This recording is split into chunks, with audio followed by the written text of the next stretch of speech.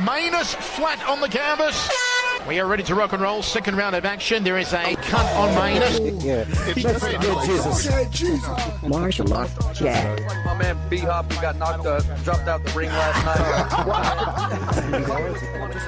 I need a little judo baby. I need me a little judo baby, and let's do it, Ron. Let's give me a. See what telling me that you got a face for radio. That's got a face for radio. Nice. Martial arts chat. Hello and welcome to the Martial Arts Chat podcast live here on Spreaker.com. On tonight's show, our panel will be giving their predictions for UFC 229 Khabib vs Conor, which is now only days away, man, I can't believe it. Later in the show, answering your fan questions, of course. And remember, you can continue to hit us up during the live stream. Go to facebook.com/Martial Arts Chat and DM me there, or hit me up on Twitter as @Martial Arts Chat. Before I introduce tonight's panel, firstly, just a quick shout out to the sponsors. A1 Fight Gear. A1 Fight Gear use the latest cutting edge boxing gloves for professional and amateur fighters, gym enthusiasts and kickboxers. Local and national gyms in the UK. Do yourselves a favour, go to a1fightgear.com. And if you want to get back into shape, stay in shape, keep trimming the fat off, whatever the gimmick is, go to beastgear.co.uk and use the coupon code MartialArtsChat where you can save 15% off your purchases. They've got core sliders, straps and barbell pads, all sorts of strength and conditioning programs to suit your needs at all levels. So beast your goals with beastgear.co.uk.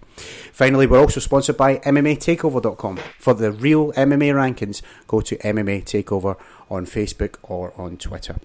So to tonight's panel, returning to the show, a pleasure to have him back on from the One Punch podcast and just about everything else in the MMA world.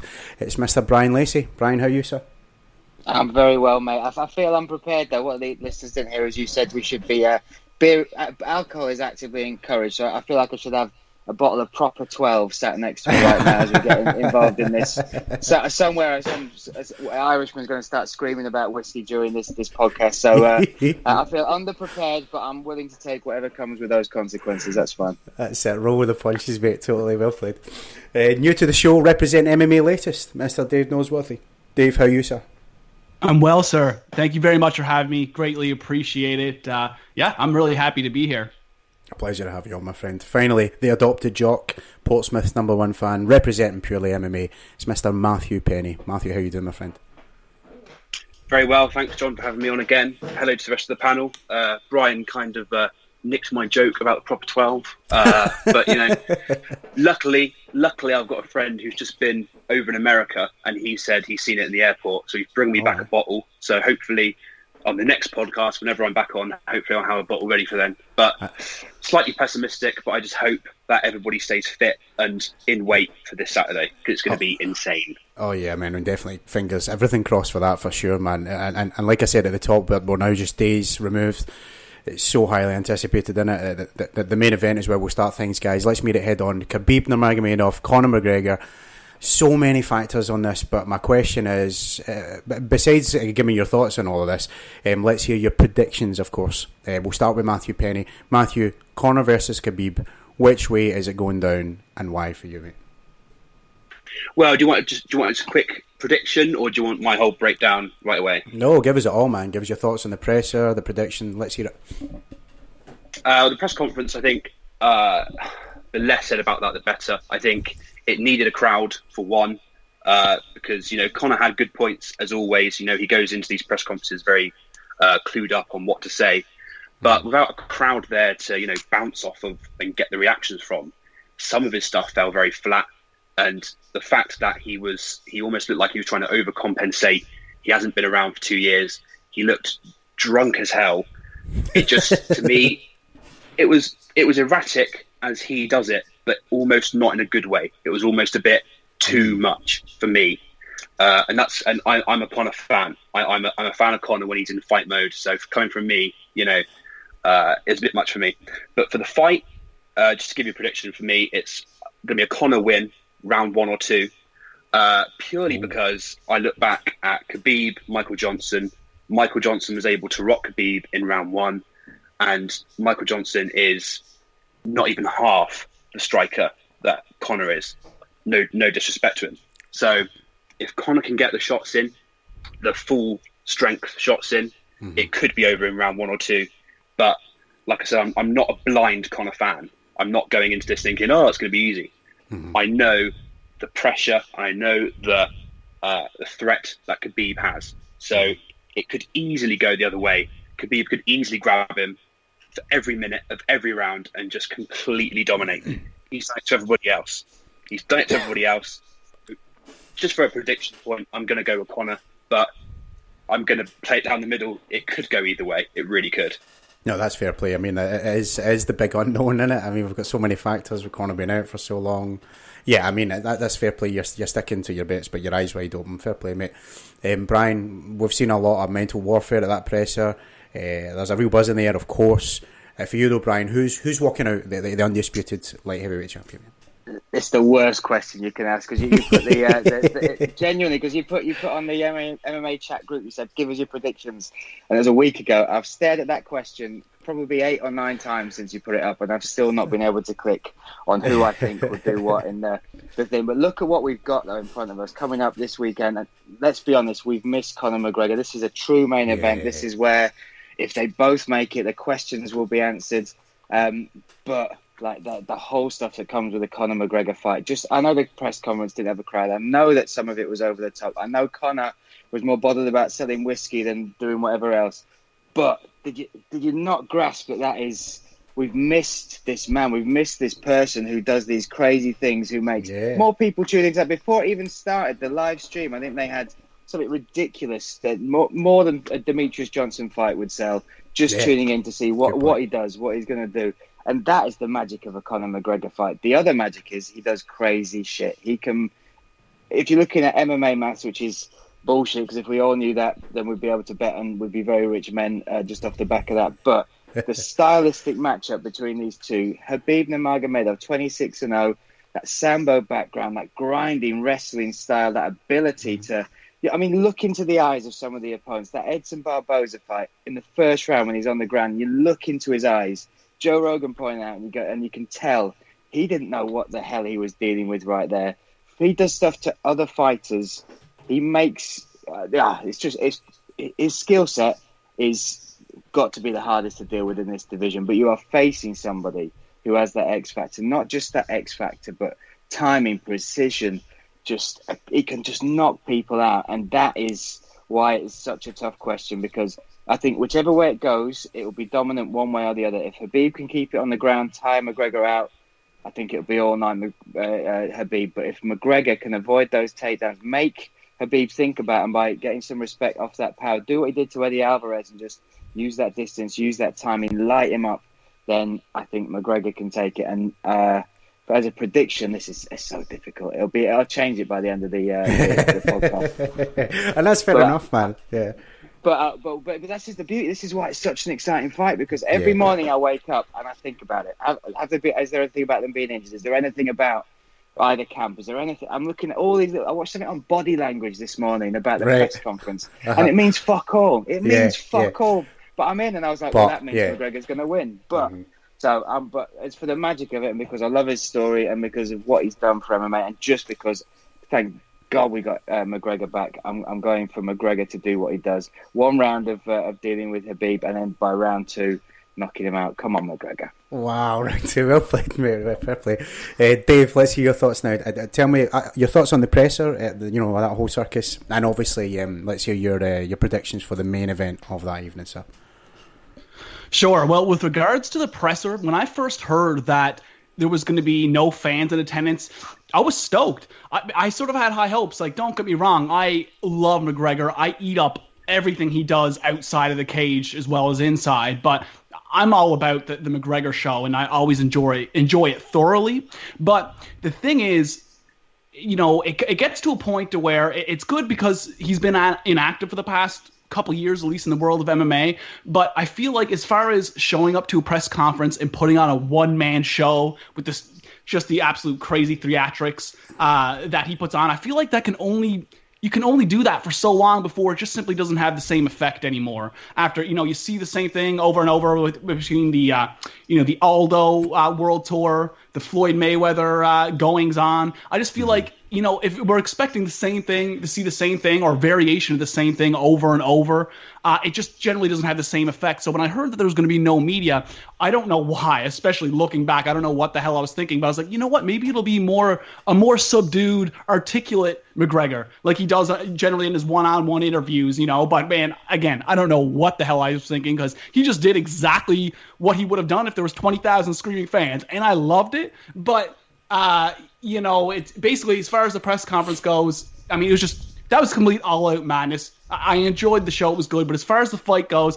I'm with all you guys on this. Like, it's just one of those ones where generally, I would reserve judgment until fight week. Really, when it comes to McGregor, until the walkout. But I didn't come on the round table to sit on the fence. Stylistically, I mean, right now where it stands, I'm leaning towards Khabib, because it's just one of those things, as was mentioned earlier, like in the Michael Johnson fight. If Khabib were to play that game on McGregor, you will not get away with that. You can pull that off of Michael Johnson, but McGregor is just incredible. It's not just that he has impeccable timing and gigantic power. He makes people run into his fist, essentially, like he did Eddie Alvarez. Just the timing and the accuracy. And if Khabib fights the fight that he did with Johnson, it would be McGregor's fight, but I think Khabib's not going to do that. I think he's going to be smarter than that, because he knows how dangerous that is.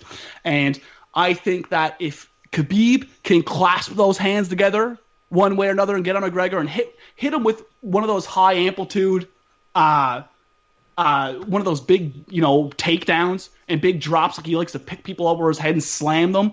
It only takes one of those slams from Khabib to take you out of it mentally and especially physically. I feel like he's capable of doing that more than once to McGregor, and if he can do it early, I think it could turn up to the Khabib show. And honestly, in my heart, I'd love to see McGregor do it. That's what I'd like to see. But right now, as it stands, I guess a week out, I see Khabib taking the win in the third or fourth round. Yeah, that's and I said this on the MMA show yesterday. That's pretty much on par with what you're saying, Dave. It's like, and I take your guys' points as well. It's like there's so much unknown, so much can and can't happen. But I get the feeling, man, if Khabib gets his hands on not just McGregor but anyone, we saw that in the Barbosa fight, a striker trying to keep distance. It's you step into his world. It's just like I don't know. It's like. Like something of the animal kingdom, the crocodile dragging you into the water. The reason is he's dragging you in the water is that's his world, and that's what Khabib will do with Conor. And I don't think he'll finish him, by the way, just to give you my 2 cents. I think once he has him in a dominating position, I think he wants to make a fool of this guy. I think he really wants to just have him where he wants him and just sort of, it's like the evil kid picking the legs off the whatever the insect. I mean, he's got some bad intentions in mind, I think, for one Conor McGregor. If it goes that way, I mean, who knows? Like, I'm totally open to he'll get sparked out Jose Aldo style, but. That's sort of what I was saying. Like, when it comes to terms, like, that's where I stand right now. But the thing McGregor has is magic. He has magic, and he makes you believe. He makes you believe. And totally. I know, we still got another press conference left to go. And after that, I could be like, oh my God, forget it. He's gonna be out there in one. Who the hell knows? Yeah, exactly, mate. And some great fights throughout the rest of this card as well, guys. Including we've got Sean O'Malley, we've got Derek Lewis and Volkov going at it. But there is another fight I wanted to get your thoughts on, gents. It's the co-main event, in particular Tony Ferguson, because he's a guy who basically, I mean, you could argue he is the lightweight champion. He finds himself, in the co-main event underneath the title fight. His foil is Showtime Pettis, despite a decent performance with Michael Chiesa. I mean, I think you could argue that Pettis, he's seriously declined since that RDA fight. We've mentioned actually a couple of times in this podcast that Dos Anjos took Pettis' soul. I mean, I may be wrong. I have been wrong many times on this show before. But yeah, I mean, my 2 cents is this. This is set up for El Cucuy to put on a clinic and seriously dismantle Anthony Pettis, put himself right back in the title fight. But let's hear the guys' thoughts. We'll start with Bryan Lacey this time. Bryan, do you read into this co-main event in terms of Ferguson? Perhaps it could be a title picture. And also, how do you think it was like? I think it's totally a title picture. I think it's a safety net fight. It's well done by the UFC as far as and let's look at the history of Nurmagomedov not making it to a fight. He's consistently, and just with Tony Ferguson alone, I think 3 fights he's come out of there that haven't happened. So having this fight underneath, where you've got Tony Ferguson and you've got Anthony Pettis, I think it's a decent fight for Ferguson to come back to. He should, by all means, by all the the confidence that he's got, by all the way he was riding that train to the title that got taken off of him, he should win this fight. That should put him back in place. So the UFC are right in the next chapter of this story. Whoever wins that fight should challenge the winner of the main event. But Anthony Pettis as well. He's not an easy fight by no means. Some holes in his game have been found, mainly down to people. Well, let's look at his first fight against Clay Guida, where he came in off the hype of the WC champion, the Showtime Pettis kick against Benson Henderson. And what happened? Guida just Guida'd him and laid on him, wrestled him, closed the distance, and that was the blueprint to beat Anthony Pettis. I don't think Tony Ferguson's going to do that. I think Tony Ferguson is going to strike with him. I think he's going to want to get back in the cage, show what he can do. He for me is a more interesting challenge to Khabib and his style because of his ground game as well. Yes. He's a more interesting fight, I think, press conference-wise for McGregor backwards and forwards, because he's not great on the mic, but he's a character. He's got his own image. He's got his own style. He's got his own whatever. So stylistically and orally, I could see them two having a good back and forth, more than McGregor and Nurmagomedov has had as per the last press conference. But I think Ferguson should take this. I think he should take it quite easily as well, and then that lines him up to go back for his title. Same, yeah, definitely. Dave, let's hear your thoughts on the co-main event. What can we expect from it, mate? I'm pretty much on the exact same page. The thing is, Pettis, even though in his last fight he did sort of look like the Showtime of old, the past 2 years have been kind of tough for him, and I don't want to read too much into it. It's kind of tough. I mean, I watched it. I consume all the MMA content that's available, and I feel like maybe it's kind of crazy for me to sort of make these assumptions, but I sort of question sometimes his focus and his commitment to the game, whereas Tony Ferguson is one guy that you undoubtedly don't ever and would never question where his mind and where his focus is at, because he's just mentally so strong. And stylistically and technically, he's so unconventional, not just in his striking, well, especially on his ground, but in his striking as well.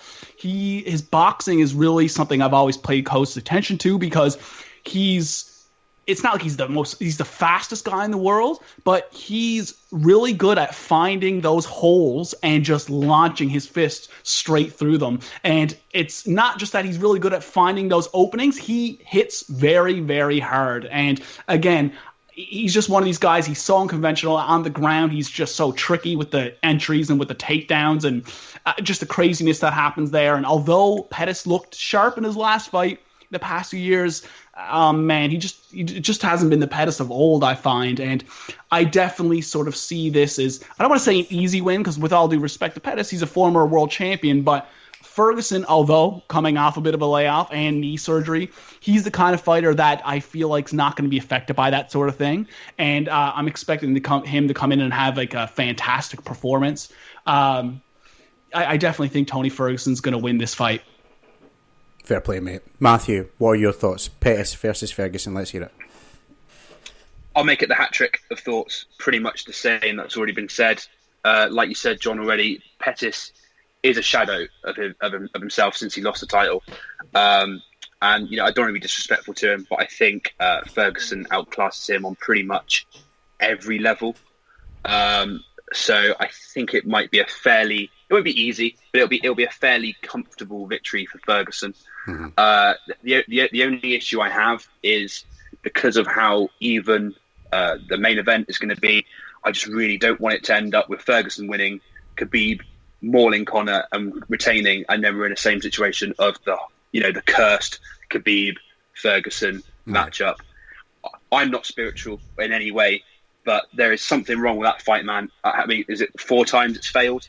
Yeah, exactly. So I'm not a believer in all that kind of stuff, but my God, there's something up with it. It's just never happening. So Ferguson, I'd say, is a 99% win.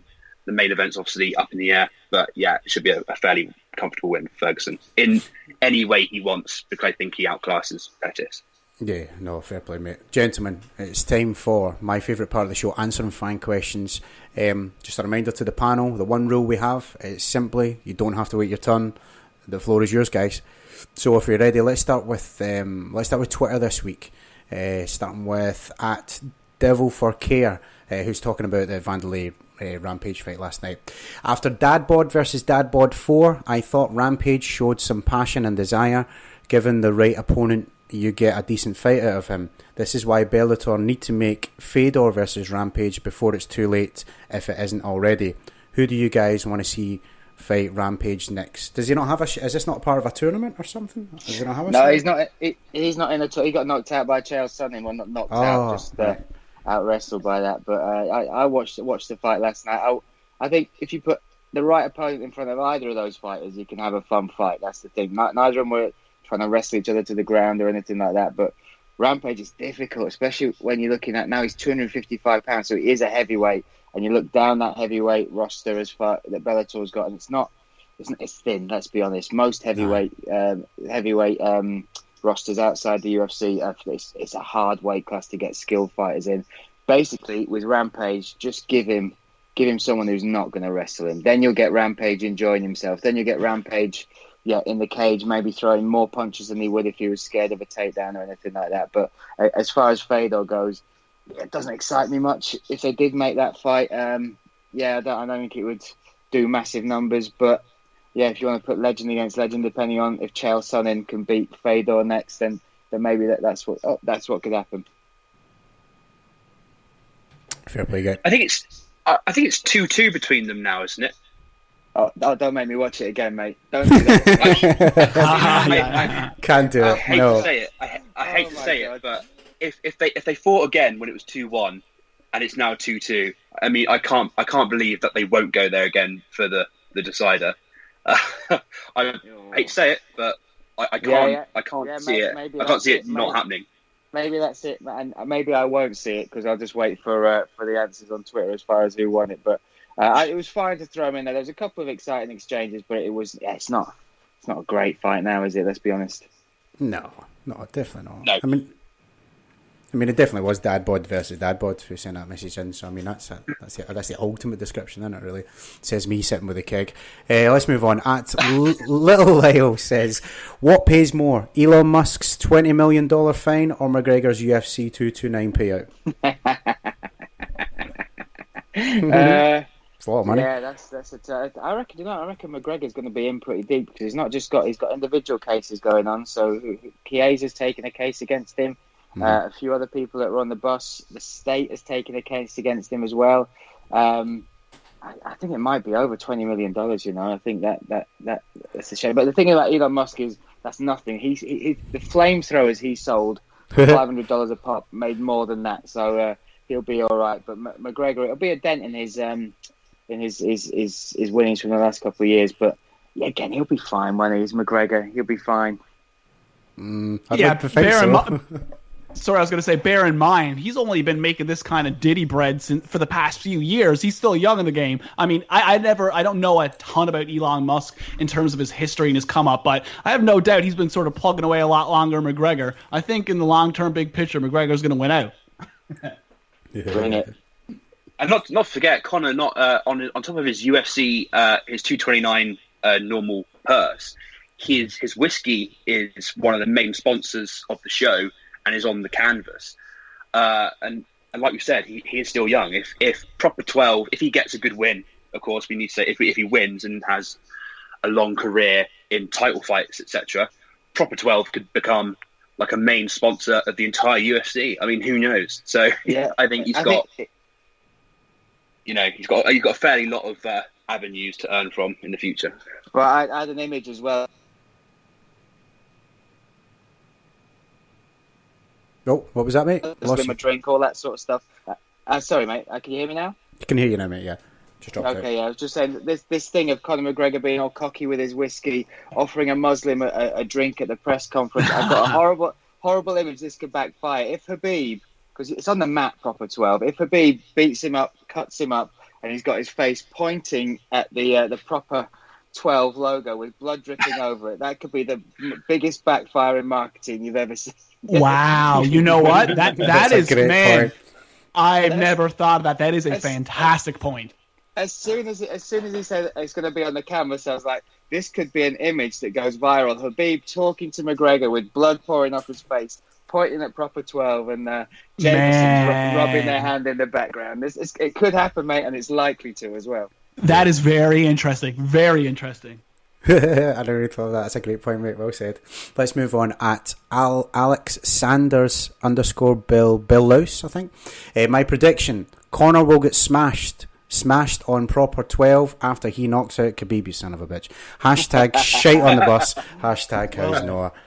You got me, mate. You got me. Hashtag ask these nuts, lads. Ask these nuts. That's it. His balls got more questions than I get asked in my house each day. That's brilliant. Let's move on. At X _Morsolov, I think. McGregor got choked out by pothead. Hold on a minute. McGregor got choked out by pothead Nate, who barely fights. Got knocked out by a... Well, carry on. Go on. No, I was going to say, you're asking a question why somebody refers to someone who smokes weed as a pothead, whereas it's somebody who smokes weed who also runs triathlons and achieved more than anybody that's written this tweet could have. So fuck this guy. Delete. Go. Yeah, I know. He's a high functioning stoner, goddammit. That's exactly what he is. Not just a pothead, all right? The highest level. Well, I'll give this guy the benefit of the doubt, but anyway. I'm joking, mate. I'm only playing. Let's hear it. He goes on to say, got knocked out by a 50-year-old retired boxer who can't read. Got choked out by Duffy earlier. Whoa, stop. Oh, okay. Got knocked out by a 50-year-old slight exaggeration boxer. Let's talk about that boxer, shall we? That's like as if that boxer was any good? The one of the worst that's ever graced this pack. This guy's doing my head in already, mate. And he's just made one of the greatest defensive boxers of all time, undefeated, out to be some shithead old man just stepping in the ring. Carry on. And he goes on to say, there's a couple here. He got choked out by Duffy earlier in his career. Also tapped out Saitenkov. What? Got sent to jail not a while ago because Khabib got into his head. There's rumours of him using cocaine. There's rumours of him cheating on his girlfriend. I thought he was married. Was holding 2 belts in a press conference recently. Both belts have been stripped and are no longer valid. Showed up drunk and begged us to buy his liquor. So what's the problem? I don't understand the problem here, guys. Where is it going? Yeah, I don't see a question. What's wrong with any of that? I have zero. I'm joking. Yeah, sure. Like 80% of that guy's points were completely invalid. So I'm not entirely sure what he's getting at. This is what I love about Twitter as well, mate. They're allowed to type. But let's talk about 2 titles, all right? So say there's Lennox Lewis. Say there's another gold medalist from the Olympics. They are still classed as an Olympic gold medalist. Whether someone beats their record next time, whether someone runs faster than Usain Bolt. If you're a president and you not retire, or you go through your terms, you are still called Mr. President because you were the fucking president. So those 2 belts, they're not just relevant for the time, but they will be with him forever. The first man ever to hold 2 titles in 2 weight classes. So to dismiss it like that, that's just somebody who doesn't like Conor McGregor. That's all good. That's what I like about him. He's polarizing. Some people don't like Nick Diaz, some people do. But come on, man. That's crazy shit. That's sort of the problem. When it comes to McGregor, at least from my perspective, having this gigantic, larger-than-life persona sort of hinders him. Like, I feel like it overshadows how incredible he really is as a mixed martial artist. And you know what I mean? When I find that just the vast majority of fans and media are just, it just totally distracted by that sort of thing. Maybe distracted's not the right word, but I definitely think that gigantic persona and that personality overshadows the fact that he's unquestionably one of the greatest martial artists on the planet. That's what I truly believe. Like, from a technical standpoint, remove the persona, take all of that and put all of that aside. When it comes to seeing mixed martial artists make the walk and get in the cage, McGregor's one of my very favorite people to watch ever. What I think, what I'm getting from that little tweet there, that he's used every one of the 240 characters to He's used them all. Yeah. What I will say is, what that guy can really do with is a joint. All right, just spark one up.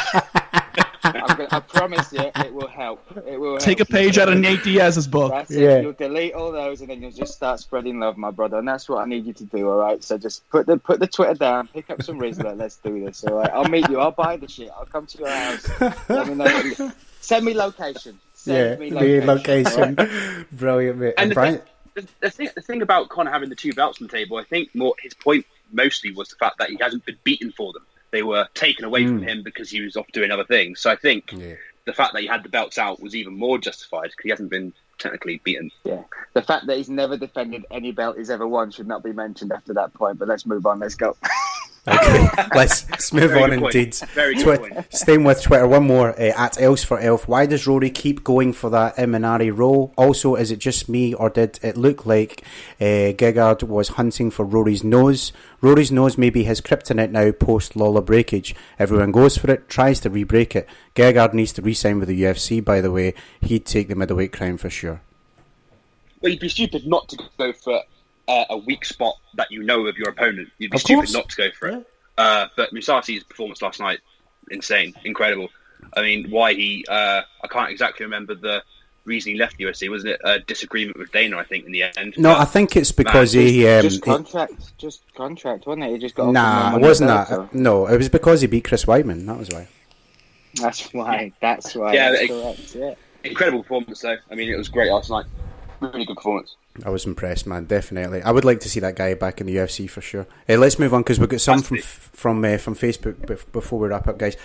Jamie Robertson says, just out of interest, why do some people dislike Conor? I find him really, really entertaining. If all fighters were like Khabib, it'd be boring. There would be no more super fights. So please let me know. I'm not a troll, I promise. Fair play, mate. I just don't understand why people don't find McGregor an interesting part of the UFC. I think you'd be lying to say that he's not interesting. Well, I think we've already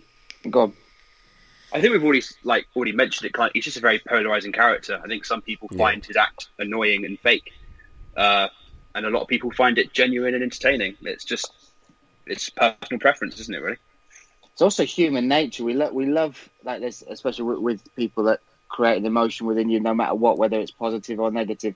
We love to watch people rise, and when people get to that peak, and when they are forget their background, but when they get to the point where the spotlight's on them and that they keep talking the talk, it's natural for us as humans. It's great watching people rise, but let's be honest, it's awesome watching people fall as well. And I think with McGregor, he's one of those that, and I've spoken to people in Ireland, people that they think that they'll all be pro McGregor because of the light he's shone on Ireland and what he's done for combat sports and sports in general over there in that country, but they're not. They get annoyed that he's a bit brash. They don't think he represents Irish people as a whole. But even if you hate him, it's that Nick Diaz thing where they say like 50% of people will be tuning to watch you win, but the other 50% of people will be tuning to watch you lose. But the fact is, they're tuning in. So we need people like that. And whether it's martial arts or whether it's Formula One, you need people like that in the sport. That is what brings people in. That is what brings conversation, and that's why we're talking so much about it now.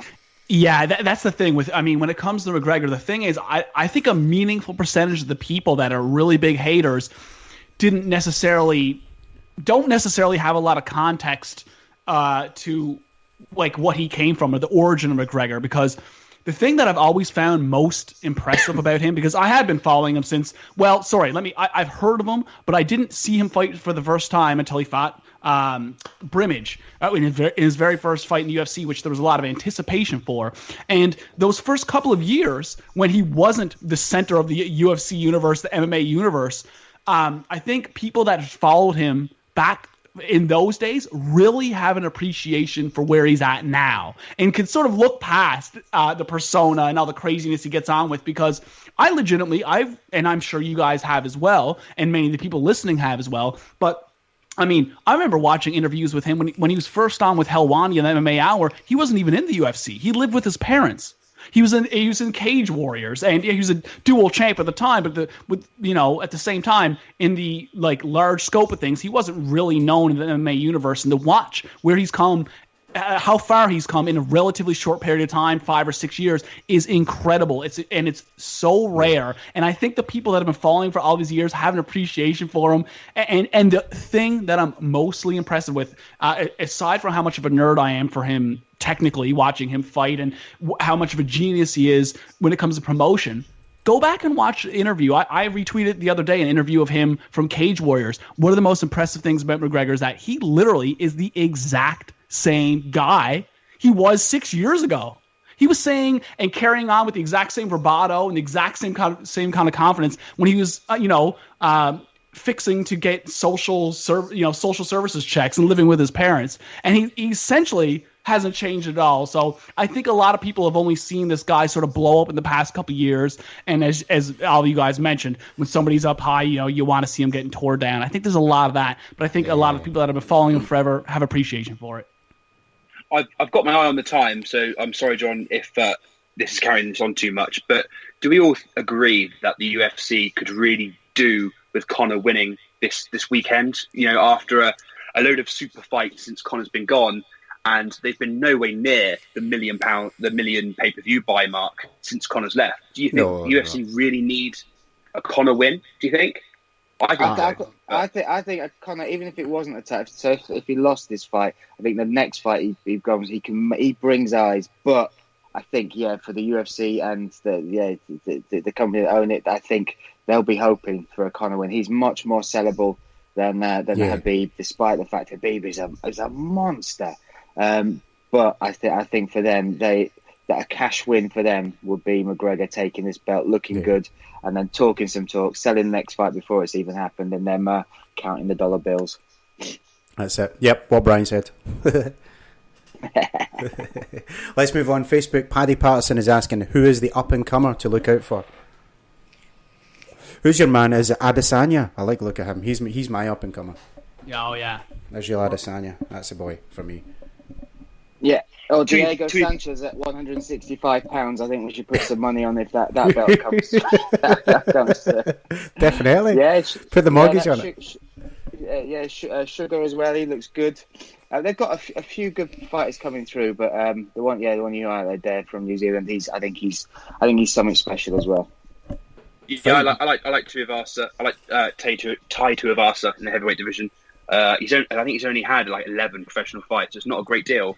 But I think it's 11-0, 11-1. And the heavyweight division needs fresh blood more than ever. So I really like the look of him. I've got my eye on Aaron Pico.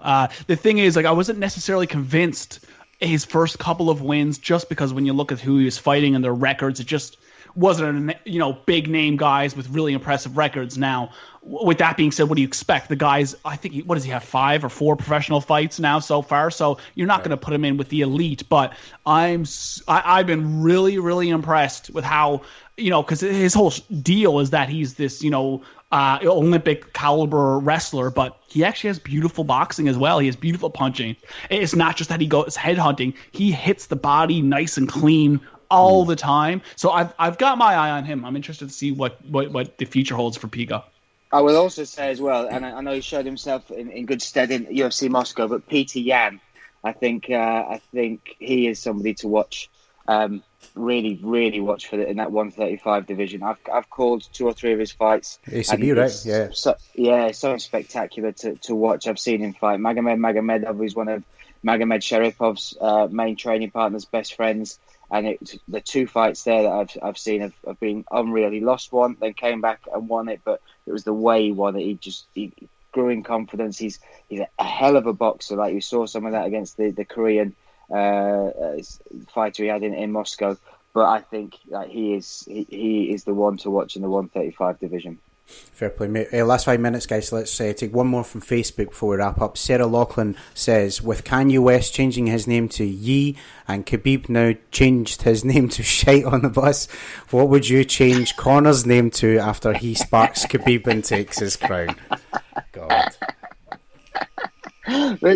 From these questions, I'm learning a lot about your listenership. We've had Elon Musk in there and Kanye West. Fucking Kanye West. This is impressive. What would you change Conor's into? McGregor's change Conor's. Well, now they're moving into the Russian market, and I did hear rumors that if they did do it in Russia, from somebody who apparently heard it from McGregor, said that if he goes there, because it's Dagestan that Khabib's from, he was going to go there and try and rally the Russians to get behind him. And from being out in Russia, man, his idea was at the press conference to sort of say, Russia, he's not from Russia, he's Dagestan. Russia, stand behind me and I'll beat this Dagestani up in front of you. And everybody in the room apparently just went, that is brilliant, but probably will incite a riot and some violence. So, but I think he should change his name to McGregor Magomedov, so he can really start living up to that. Conor Magomedov. Try it, mate. Try it. Go. Conor Magomedov. Conor Magomedov. That's what I got a ring to that Russian market. I can't. That's impossible. Conor Magomedov. Fuck it. Yeah, try. Go on, everyone have a go. Come on. Conor Magomedov.